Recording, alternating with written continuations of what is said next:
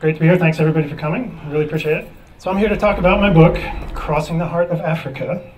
It is a travel, adventure, history, romance memoir, as I like to call it. It's about retracing the route of a British explorer named Ewart Grogan for 4,500 miles across Africa back in 2007.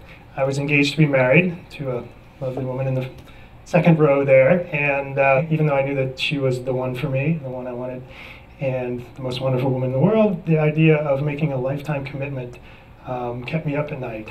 And then I heard about this guy named Ewart Grogan, and he fell in love with this woman named Gertrude Watt. But she had a stepfather. Grogan came up to him one day and said, "I love your stepdaughter. I want to marry her. She loves me. I'd like to have your commission for this."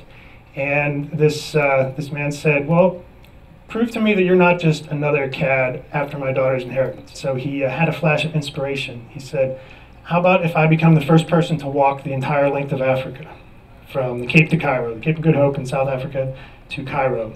And the stepfather said, "Sure." This was like saying, "How about I go to the moon and back in those days?" And so Grogan did it. And they faced everything from cannibals, literally running for their life from cannibals, to just everyday attacks by tribes. They faced wild animals, sick pretty much the whole time. I think his temperature went up to 107 degrees at one point. And these are diseases that were actually completely unknown to science at that point. So to go back to my story, I started in Johannesburg and followed his route as much as I could. I had 2 months. Laura actually agreed to this crazy plan. She said, "If this is what you need to do to get married, to settle down, and to be all the way into it, I'll buy your plane ticket and I'll drive you to the airport." And that's pretty much exactly what she did.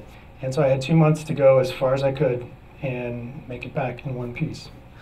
So one of the three threads of this narrative, it's actually 3 books in one, which made it kind of a challenge to write. It's the story of Grogan's trip and also his life before and after his trip.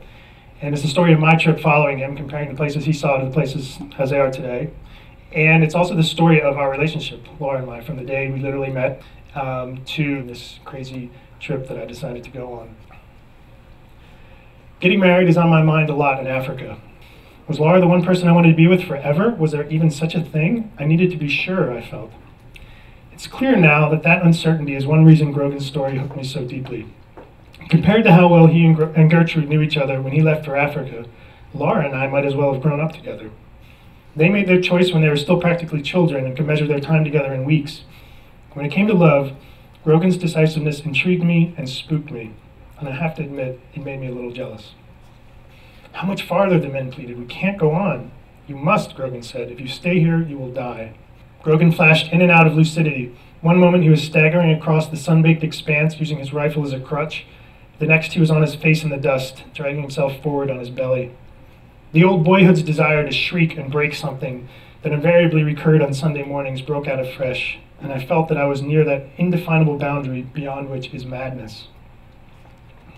The Eastern Congo back in 2007, and I think even still today, was one of the most dangerous and unhappy places on the planet. Northern Uganda was no cakewalk either. They have a uprising going on up there, and Southern Sudan, I'm sure you've heard in the news, has just voted to break itself off from Northern Sudan. Things were so bad there. So I knew that it would be for nothing if I didn't even make it back. I love the adventure stories. Everybody loves the adventure stories, but the adventure stories with romance are few and far between. And that's my book, and I hope you enjoy it. Thanks for coming.